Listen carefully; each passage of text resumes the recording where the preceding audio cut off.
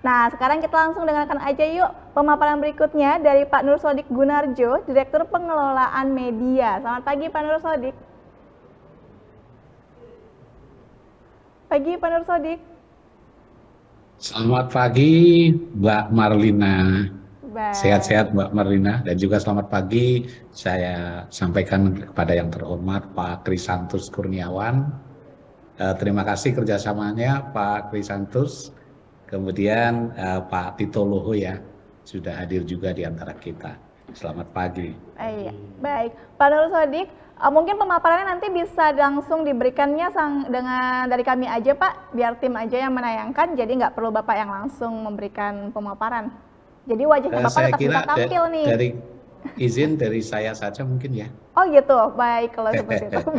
Oke baik Pak, boleh langsung aja kalau gitu kita mulai pemaparannya ya Pak, silakan. Baik, iya.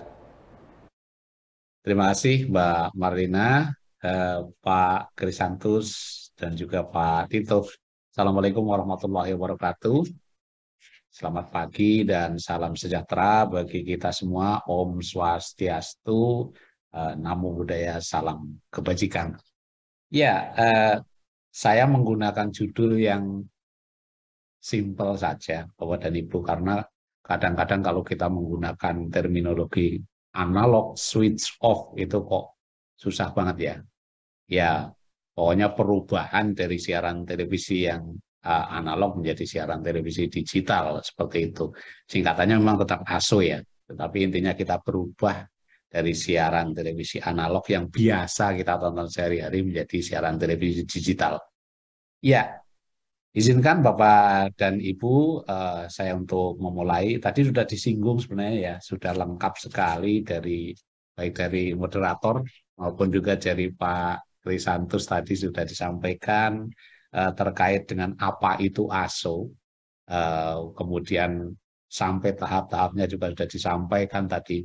Tapi mungkin saya ingin lebih menjelaskan supaya lebih lengkap lagi ya, melengkapi dari apa yang sudah disampaikan oleh Pak Kris tadi. Ya, mengapa kita harus beralih ke televisi digital ya Bapak dan Ibu? Yang pertama memang ini sudah amanat dari Undang-Undang Cipta Kerja ya.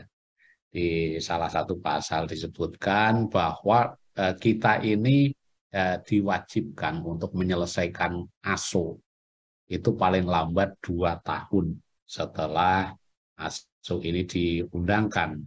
Ya artinya kalau kita hitung-hitung ini 2 November 2022 ini memang ASO sudah harus dilakukan. Semua siaran televisi analog itu sudah harus berhenti pada tanggal 2 November 2022. Supaya mudah diingat mungkin 2/11/22 ya, gitu ya. 2/11/22 itu adalah tanggal krusial bagi ASO untuk mengakhiri siaran analog. Nah, kalau kita hitung-hitung dan kita lihat datanya Bapak dan Ibu, Indonesia ini telat banget. Luar biasa telat dibanding dengan negara-negara yang lain ya. Coba bayangkan kalau negara-negara yang di Eropa Timur, di Eropa dan Timur Tengah, ini sudah selesai 1 dekade lalu. Jadi mereka itu sudah melakukan ASO itu 1 dekade yang lalu. Ini tentu saja eh, sangat jauh dengan periode yang kita lakukan sekarang ini. Di ASEAN sendiri ya, di Asia Tenggara, itu Malaysia dan Singapura ini sudah selesai ASO pada 2019. Ya, kita sudah terlambat 2 tahun dibanding mereka. 3 tahun malah ya. Nah, sementara kalau untuk Thailand dan Vietnam itu sudah 2 tahun lalu, 2020. Nah, saya kira better late than never, artinya ya lebih baik kita lakukan meskipun terlambat, tetapi ini karena memang sudah menjadi tren yang sudah tidak bisa dihindari di beberapa negara lain sudah dilakukan, maka kita juga harus segera menyusul supaya Indonesia itu tidak terlambat dibandingkan negara-negara yang lain. Nah, mungkin pertanyaannya kenapa sih harus dirubah? Kan sudah enak-enak yang sekarang nonton televisi itu kan sudah jalan, sudah bagus gitu. Ya, Bapak dan Ibu ya, mungkin ada beberapa alasan yang bisa dikemukakan. Salah satunya adalah tadi sudah disebutkan oleh Pak Kris juga, oleh pembawa acara juga, adanya semut-semut yang bertarung di layar kita ya. Ya Bapak dan Ibu, saya ini tinggal di Jawa Tengah, di sebuah kabupaten namanya Wonosobo, di lereng Dieng tepatnya, lokasi wisata seperti itu ya. Ini waktu saya SMA dulu, kalau mau nonton TV itu harus pakai bambu, tiangnya tinggi sekali Bapak dan Ibu. Kita pakai bambu yang tertinggi, kita pasang antenanya di sana. Itu yang muncul masih juga semut-semut yang bertarung di layar. Ini nanti era-era seperti itu sepertinya sudah harus ditinggalkan ya Bapak dan Ibu ya. Kita harus membuat mempunyai TV yang lebih jernih, lebih canggih dan juga lebih bersih gambarnya. Saya kira nanti ya memang digitalisasi ini satu hal yang harus dilakukan ya supaya kualitas televisi kita ini menjadi semakin baik. Tetapi ya perlu Bapak dan Ibu ketahui ya, ini ya satu hal yang mengapa harus dilakukan juga. Ini adalah frekuensi ini kan milik seluruh rakyat Indonesia ya. Nah, tetapi kalau sekarang ini ya karena satu TV itu menggunakan satu frekuensi, maka ya hanya yang punya TV, yang punya TV-TV perusahaan-perusahaan besar ini yang bisa melakukan siaran. Nah, kalau sekarang kan terbatas ya, hanya berapa bisa dihitung dengan jari lah jumlah televisi yang ada sekarang. Nah, kalau nanti sudah didigitalkan, Bapak dan Ibu, maka satu frekuensi ini nanti bisa dipakai, ada yang bilang 6 sampai 13, tapi ada juga yang bilang 7 sampai 17 TV secara bersama-sama. Kalau yang kemarin satu, maka sekarang 7. Nah, sisanya ini yang tadi disebutkan oleh Pak Kris juga akan kita gunakan untuk transformasi digital. Karena frekuensinya itu bisa dipakai untuk mengoptimalkan internet ya. Khususnya adalah yang untuk 5G nanti, 5G nanti, yang saat ini memang sudah menjadi tren. Nah ini tadi juga sudah disebutkan oleh Pak Kris dengan lengkap ya. TV digital ini membuat program siaran televisi kita itu menjadi bisa lebih banyak, beragam ya. Ya, tidak hanya seperti yang sekarang disaksikan ya. Nanti kreasi-kreasi baru akan bermunculan ya karena memang memungkinkan teknologi yang canggih ini memungkinkan kita membuat program siaran yang lebih bervariasi. Kemudian siaran televisinya jelas lebih berkualitas. Semut-semut akan hilang dari layar, kemudian tayangan gambarnya itu jernih, bersih ya, suaranya jernih dan juga kualitas dari suaranya nanti bisa sampai high definition atau HD. Ini yang saya kira akan menjadi nilai plus dari TV digital kita. Tadi sudah saya sampaikan ada efisiensi infrastruktur, ada yang bilang 6 sampai 13. Kalau dulu satu TV harus punya satu tower sendiri. Ya. Tapi sekarang satu TV ini bisa bekerja sama. Jadi 7 sampai 13 lembaga penyiaran ini bisa berbagi penggunaan infrastruktur atau tower dan juga pemancarnya. Sehingga tidak harus satu TV mempunyai tower sendiri, pemancar sendiri yang boros energinya. Nah, tentu saja ini penghematan yang saat ini dunia sedang dilanda krisis energi juga. Salah satunya akibat perang Rusia-Ukraina yang ini juga berdampak pada ketersediaan energi untuk seluruh dunia. Nah, dengan efisiensi ini nanti tentu saja membuat penggunaan energi terutama di Indonesia ini bisa dihemat dan bisa dimanfaatkan untuk yang lain. Nah, spektrum tadi sudah saya jelaskan, satu kanal bisa 7 sampai 13. Nah, tadi disebutkan juga oleh Pak Kris, bisa 600 kanal televisi digital nanti bisa muncul dengan adanya digitalisasi ini. Yang selanjutnya untuk nilai plusnya adalah televisi digital ini bisa ditambahkan beberapa fitur. Ya, kalau kemarin kan gambar dan suara, teks itu yang paling running teks seperti itu ya. Tetapi nanti untuk ke depan dengan adanya TV digital ini maka bisa ditambahkan beberapa fitur misalnya untuk peringatan dini kebencanaan. Misalnya ketika terjadi tsunami atau gempa bumi, maka sesegera mungkin di televisi itu sudah muncul peringatan dininya, tidak harus di-input gitu, tetapi secara otomatis nanti sudah muncul di layar bahwa terjadi gempa di sini dengan magnitude segini, apakah ini berpotensi tsunami dan lain sebagainya. Ini bisa ditambahkan di situ.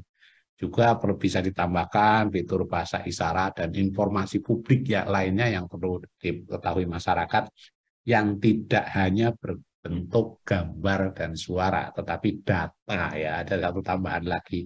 Jadi kita bisa menyampaikan data melalui siaran televisi digital. Nah, kemudian tadi sudah saya sampaikan juga, kita itu harus ikut tren.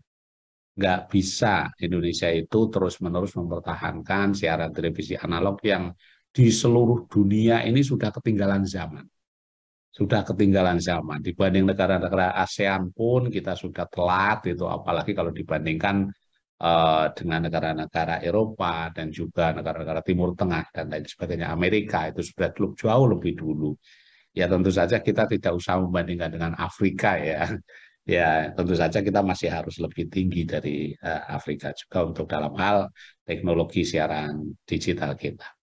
Nah, ini yang manfaat berikutnya adalah tentang transformasi digital. Tadi sudah saya sampaikan ya, penghematan atau efisiensi spektrum ini bisa dipakai nanti untuk menguatkan sinyal internet, khususnya adalah menyediakan jaringan 5G nanti yang bisa menghasilkan multiplier effect ya, apa ya namanya ya, efek berantai yang positif pada kegiatan perekonomian kita. Nanti akan saya sampaikan di belakang. Jadi ada yang namanya digital dividend atau keuntungan digital ya. Jadi dari efisiensi spektrum ini 112 MHz yang bisa kita butuhkan untuk kepentingan broadband internet dalam rangka transformasi digital. Jadi kalau tadi saya sampaikan digital dividend ini seperti ini gambarannya Bapak dan Ibu ya. Kalau dulu kanal 22 sampai 62 atau frekuensi 478 sampai 806 MHz ini penuh dipakai, seluruhnya dipakai untuk siaran televisi analog. Ya. Tetapi dengan didigitalkan, maka frekuensi yang 328 MHz ini itu bisa dipangkas. Jadi TV digitalnya kita hanya membutuhkan 176 MHz. Ya, coba bayangkan Bapak dan Ibu. Dan kita bisa mempunyai sisa 112 MHz. Yang inilah yang hijau ini yang kita namakan dengan digital dividen atau keuntungan digital yang bisa dipakai untuk peningkatan broadband internet kita, baik untuk uplink maupun downlink ya. Dan masih sisa 40 juga, 40 MHz yang bisa digunakan untuk pengembangan lebih lanjut nanti ke depan seperti apa. Karena teknologi kan nggak berhenti cuma sampai di sini ya. Kita masih punya punya sisa yang agak banyak ini yang bisa digunakan untuk kepentingan-kepentingan yang lebih penting. Salah satunya itu digital dividend ini akan menimbulkan efek berantai positif terhadap masyarakat. Ya, seperti Bapak dan Ibu ketahui kemarin waktu pandemi ya, kita itu ada kecenderungan bahwa ekonomi digital kita tuh tumbuh luar biasa. Ya, selalu di tengah bencana itu ada hikmah ya. Dan kemarin itu pertumbuhan kita luar biasa dan ini nanti akan didorong lebih lanjut karena ke depan teknologi digital ini mutlak dibutuhkan untuk pengembangan ekonomi digital karena ke depan ekonomi kita ini akan bergeser ke sana. Mau tidak mau dan siap tidak siap kita pasti akan mengarah ke sana. Tapi ternyata kita sangat siap. Buktinya kemarin waktu pandemi kita pertumbuhan UMKM kita yang berbasis digital itu luar biasa. Nah nanti yang 112 MHz ini Bapak dan Ibu bisa menambah lapangan kerja baru ya di bidang digital ini sebanyak 232.000 penambahan lapangan kerja baru. Kemudian peluang usaha barunya ada 118.000 dan pendapatan negara, penerimaan kas negara dari digital dividend ini kalau benar-benar bisa diwujudkan itu sekitar 77 triliun. Imbasnya tentu saja tidak hanya kepada masyarakat, kepada pemerintah ya menerima pendapatan lebih besar, negara menerima pendapatan lebih besar, tetapi juga berimbas pada makin bergairahnya ekonomi masyarakat. Kemarin dibuktikan bahwa kebanyakan yang menggunakan teknologi digital ketika pandemi justru adalah masyarakat menengah ke bawah yang memanfaatkan mereka berjualan secara online lah, kemudian e-commerce seperti yang dulu-dulu tidak pernah terbayangkan ternyata kemarin itu ketika pandemi sudah dilaksanakan. Itu dipercepat oleh kondisi pandemi yang memaksa kita bekerja dari rumah, tetapi justru malah pertumbuhan ekonomi kita membaik saat ini itu terdukung oleh adanya UMKM yang berbasis teknologi digital. Inilah Bapak dan Ibu salah satu yang disebut dengan digital dividend kita atau keuntungan dari digital dengan dilakukannya ASO dan juga diterapkannya siaran televisi digital. Nah, ini sudah disampaikan juga oleh Pak Kris tadi ya. Ya, ASO itu pada awalnya memang dilakukan bertahap-tahap. Ya, tahapnya ini memang tujuannya adalah tentu saja kalau sekali kita laksanakan akan berat sekali. Ya, kalau dilakukan di Malaysia atau di negara-negara ASEAN yang lain, apalagi Singapura yang cuma wilayahnya sekecil itu ya, sekali saja selesai sudah kan. Tetapi kita Indonesia yang luar biasa luasnya gitu. Nah, oleh karena itu di dalam Permen Kominfo 11 2021 ini ASO dilakukan secara bertahap. Yang pertama sudah dimulai 30 April, kemudian tahap keduanya itu 25 Agustus kemarin, dan tahap ketiganya 3 November. Tetapi yang krusial di sini adalah 2 tahap. Tahap awal ketika kita memulai dan tahap akhir ketika kita mengakhiri pada tanggal 2/11/22. Ini yang kemarin sudah disampaikan Pak Menkominfo juga bahwa ke depan kita akan melaksanakan seluruh tahap ini disebut sebagai multi tahap atau multiple ASO. Artinya apa Bapak dan Ibu? Kalau yang sudah dilaksanakan 30 April 2022 ini tidak serta-merta juga seluruh wilayah itu sudah totali ASO. Kita harus melihat satu, tadi sudah disampaikan juga tadi oleh Pak Kris, kapan itu akan dihentikan itu tergantung juga kesiapan dari wilayah itu juga. Itu apakah masih banyak yang belum menerima siaran digital, kan harus dibuat siarannya terlebih dahulu. Tadi di chat juga ada beberapa yang sudah menyampaikan. Kira-kira kalau belum ada siaran televisi digital, televisi yang kemarin, yang analog, itu aja masih sulit ditangkap, bagaimana mau digital seperti itu. Ya, kita persiapan inilah yang kemudian kita membuat apa yang disebut multiple ASO atau multitahap.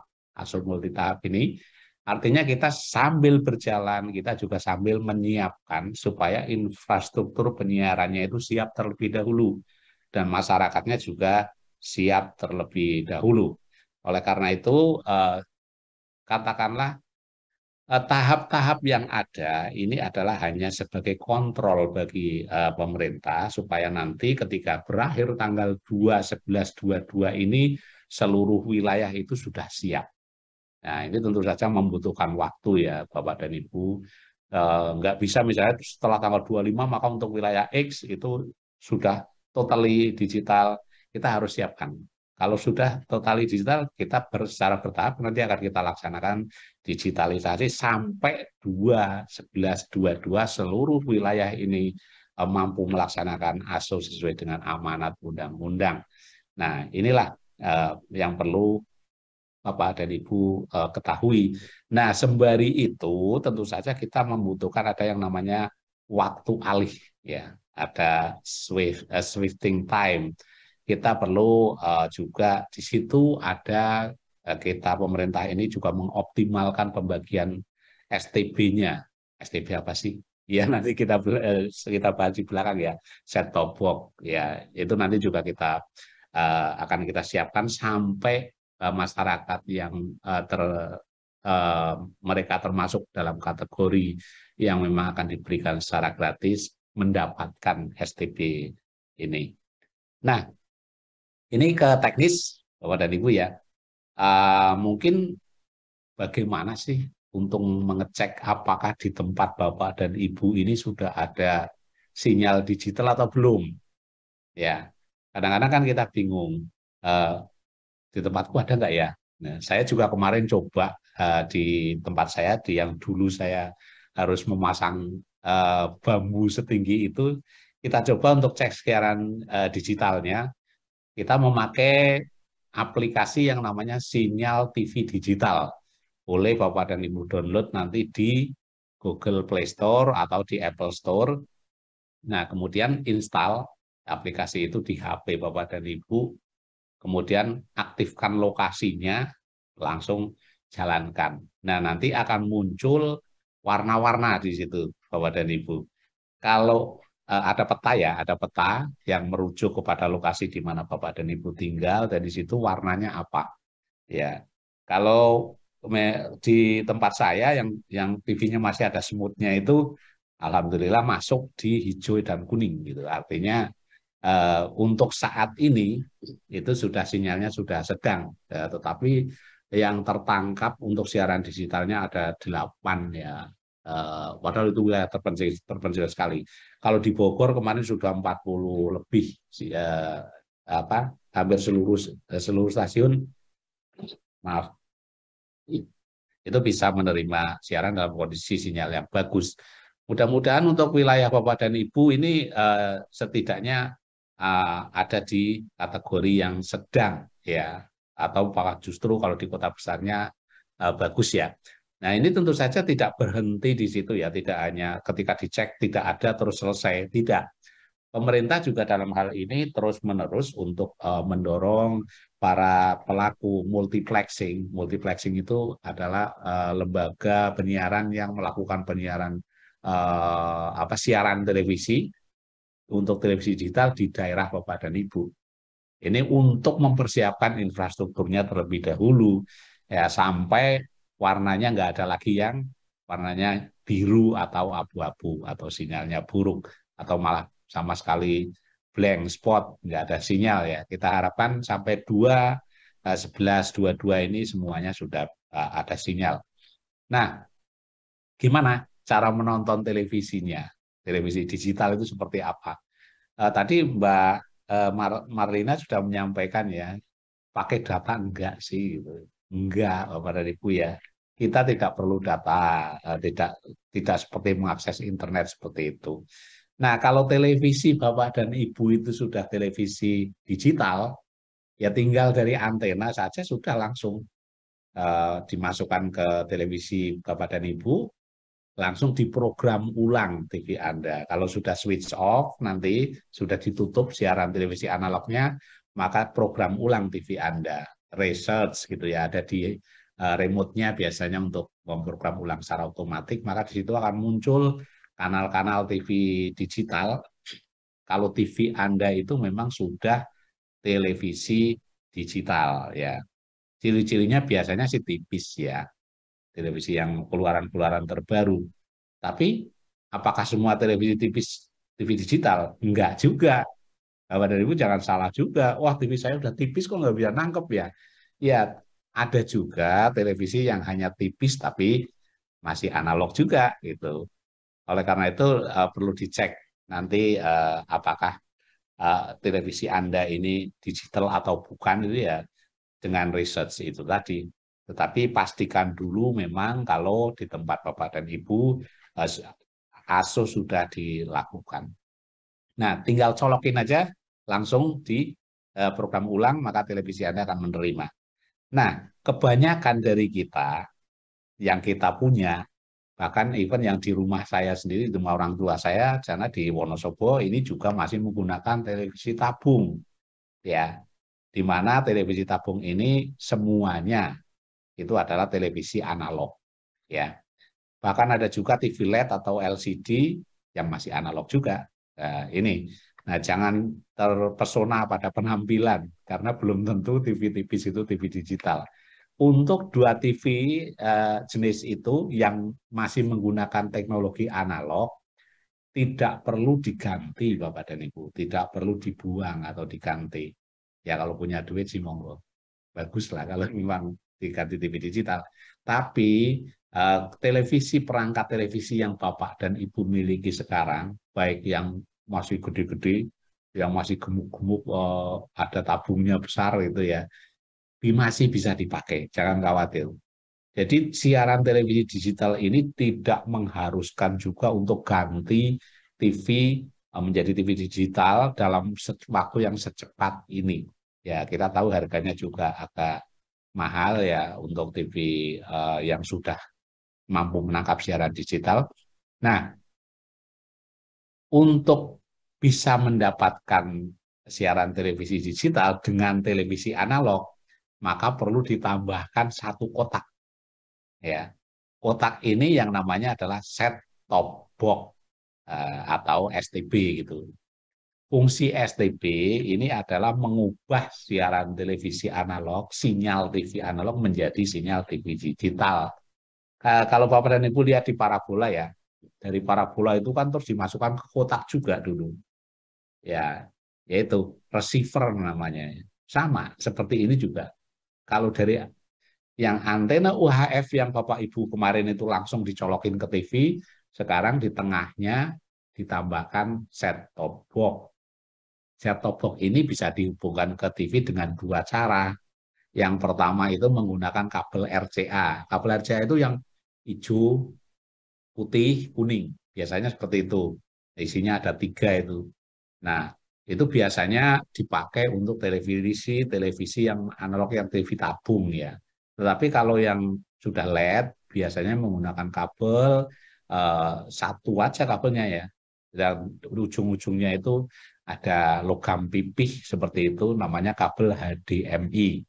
Ya, ini yang di set top box ini outputnya ada 2. Jadi ada satu untuk RCA, yang satu untuk HDMI. Silakan nanti televisi Bapak dan Ibu yang di belakangnya itu apakah pakai HDMI atau RCA, tolong nanti dicek. Nah, tinggal dari STB ini dicolokkan ke televisi Bapak dan Ibu. Sudah selesai, tetapi perlu diperhatikan untuk STB ini Bapak dan Ibu ya. Itu harus STB yang sudah terverifikasi atau tersertifikasi oleh Kominfo. Dan kodenya pastikan DVB-T2. DVB-T2. Ya. Biasanya di sana nanti akan ada logo Kominfo-nya. Kemudian di sana juga ada tulisannya siap digital. Itu untuk yang yang sudah tersertifikasi oleh Kominfo. Nah, mungkin kalau Bapak dan Ibu membeli STB yang lain, kalau yang punya kelebihan finansial, istilahnya bisa membeli yang lebih bagus, monggo. Pastikan saja itu yang DVB-T2 ya. Tapi tentu saja belum jaminan lah kalau belum tersertifikasi ya. Siapa tahu nanti tiba-tiba di tengah tidak, karena belum melalui uji ya, uji yang baik, jangan-jangan nanti peralatannya juga tidak sepenuhnya kompatibel dengan televisi Bapak dan Ibu. Nah, kemudian ada pertanyaan biasanya begini, apakah semua orang dikasih set top box oleh dari pemerintah maupun dari penyelenggara penyiaran? Tidak, Bapak dan Ibu ya. Tentu saja kita hanya memberikan set top box ini untuk rumah tangga miskin saja, ya. Untuk rumah tangga miskin saja lah. Kalau orang kaya dikasih STB ya nggak usah lah. Kita kan istilahnya kita juga perlu bergotong royong dengan janganlah mengambil haknya orang miskin juga kalau kita mampu membeli.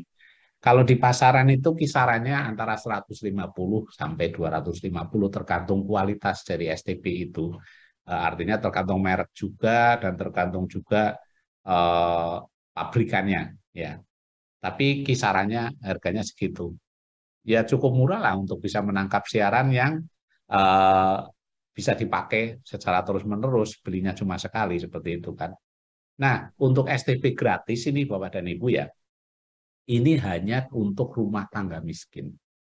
Kalau jumlahnya kisarannya sekitar 6, berapa juta itu ya, itu mereka ini adalah orang miskin yang sudah terdata ya, sudah terdata. Nanti di belakang akan saya jelaskan. Nah, siapa yang memberikan ini kepada masyarakat miskin? Ini bukan pemerintah, Bapak dan Ibu. Ya kadang-kadang kan gimana nih pemerintah katanya mau ngasih STB. STB ini berasal dari komitmen para penyelenggara multiplexing. Itu yang televisi-televisi yang ada di samping kanan gambarnya. Ya, ada SCTV, Indosiar, RCTI, GTV, Metro TV, Trans TV, Trans 7, TV One, Antv, RTV, kemudian NTV, dan TVRI. Nah, di situ ada logo Kominfo juga. Nah, Kominfo nanti sesuai dengan PP nomor 46 tahun 2001 dan Peraturan Menteri Kominfo nomor 11 2021, posisinya adalah membantu ya, membantu menyediakan STB apabila komitmen dari penyelenggara multiplexing ini belum mencukupi. Ya, ini ya Bapak dan Ibu. Jadi sekali lagi bahwa STB ini untuk masyarakat miskin disediakan untuk oleh para penyelenggara multiplexing. Dan pemerintah dalam hal ini sesuai dengan regulasinya sifatnya membantu melengkapi sampai kebutuhannya tercukupi. Nah, ini kriteria rumah tangga miskin penerima bantuan STB. Yang jelas satu Bapak dan Ibu ya, Bapak dan Ibu tidak perlu mendaftar. Ya, jangan terus, wah, saya pengen STB, saya ke RT dulu deh, RT ke RW, ke lurah, supaya dibuatkan surat permohonan mendapatkan STB. Tidak seperti itu, Bapak dan Ibu. Ini nanti akan secara otomatis dibagikan oleh penyelenggara multiplexing dan dikirim kepada rumah tangga miskin penerima bantuan STB ini.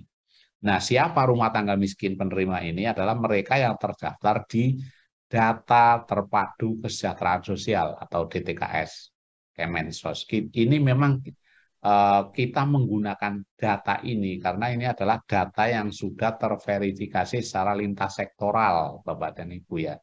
Nah, mungkin memang terjadi dinamika di lapangan ya, ketika banyak juga kemarin waktu di diskusi di Bandung ini juga, Pak, saya miskin tetapi belum masuk ke DTKS. Nah, seperti itu. Sementara ini yang kita pakai adalah data yang ada di DTKS. Tetapi tentu saja nanti pemerintah daerah dalam hal ini juga juga kawan-kawan dari Kementerian Sosial juga nanti akan melakukan verifikasi kan. Karena apa? Masyarakat miskin kan bisa berubah ya. Kalau kemarin sebelum pandemi mungkin masih kaya, sekarang sudah miskin, atau sebaliknya juga bisa. Kemarin yang sebelum pandemi atau setahun lalu itu miskin tapi sekarang sudah baik kehidupan perekonomiannya, ini juga perlu ada mekanisme nanti yang akan menyaring bagaimana. Intinya adalah kita perlu memastikan bahwa ini adalah tepat sasaran. Nanti ada mekanismenya yang saya kira sudah dibahas dengan baik oleh pemerintah pusat untuk mendeteksi dinamika di lapangan seperti apa. Nah, kemudian apakah bagaimana dengan mereka yang tidak punya TV? Ya, untuk sementara ya belum dikasih. Karena apa? Salah satu syaratnya adalah harus memiliki perangkat TV analog. Nanti sudah dikasih STB, mau untuk apa kalau tidak punya TV, seperti itu juga. Dan juga di daerahnya ini berada dalam cakupan TV digital terestrial. Yang tadi ketika dicek pakai perangkat itu, di daerah tersebut ada sinyalnya. Nah, kemudian satu rumah tangga hanya menerima satu bantuan STB saja ya, nggak boleh lebih. Nah, ini ya yang paling banyak ditanyakan biasanya terkait dengan STB ini ya. Tapi insya Allah nanti untuk jumlah yang 6, berapa juta itu sudah akan dipenuhi dan sudah tersedia saat ini. Nah, tinggal nanti Bapak dan Ibu yang dari keluarga non miskin ya saya kira bisa membelinya di toko-toko elektronik di sebelah atau juga bisa marketplace itu disediakan juga di sana bervariasi tinggal pilih yang harganya berapa. Yang di situ biasanya di keterangannya sudah disampaikan sudah tersertifikasi oleh Kominfo. Seperti itu. Nah, terakhir yang ingin saya sampaikan Bapak dan Ibu ya, ini adalah misinformasi seputar ASO. Ya, sering terjadi mereka berpikir masyarakat ini juga beberapa kemarin di diskusi juga muncul, apakah ini siaran streaming melalui gawe yang membutuhkan kuota internet? Bukan, Bapak dan Ibu ya. Siaran televisi digital ini tidak memerlukan kuota internet. Ya samalah seperti siaran televisi yang sekarang, cuma kalau yang kemarin analog, sekarang digital. Itu aja perbedaannya. Nah, kemudian berpikir juga, apa itu kayak TV langganan ya? TV langganan itu kan yang pakai parabola kecil itu biasanya ya, yang setiap bulan membayar sekian ratus gitu untuk iurannya. Tidak juga, karena ini adalah free of air. Ya, jadi gratis, tidak ada biaya bulanan seperti yang kemarin-kemarin Bapak dan Ibu sudah tonton melalui televisi analog. Kemudian ada juga yang berpikir bahwa untuk apakah harus ganti TV baru? Ya kalau bisa monggo, boleh ya. Tetapi perangkat TV analog yang tabung maupun yang layar datar pun tetap bisa dipakai untuk menikmati siaran televisi digital dengan menambahkan STB. Ya, mungkin itu yang bisa saya sampaikan. Pada intinya, Bapak dan Ibu, ini sudah menjadi amanat undang-undang dan penyiaran kita perlu menuju penyiaran yang lebih baik, baik dari sisi teknologi maupun sistemnya, dan juga ada efisiensi infrastruktur, ada efisiensi frekuensi yang bisa dipergunakan untuk hal-hal yang lebih bermanfaat. Mungkin itu yang bisa saya sampaikan, nanti kita sambung di dalam diskusi. Terima kasih. Wassalamualaikum warahmatullahi wabarakatuh. Waalaikumsalam warahmatullahi wabarakatuh. Terima kasih Pak Nur Sodik atas pemaparannya, luar biasa sekali dan cukup lengkap ya pemaparannya ini.